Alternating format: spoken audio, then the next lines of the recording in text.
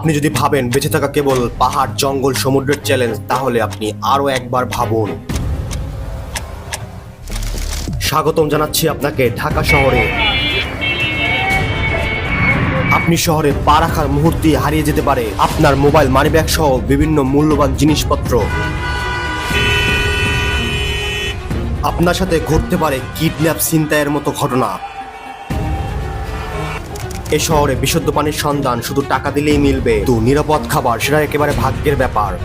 এই শহরটি ক্ষুধার্তদের জন্য বিশাল ভোজ পরিবেশন করে, কিন্তু আপনি খাচ্ছেন বেঁচে থাকার জন্য নাকি বিপদ ডেকে আনার জন্য?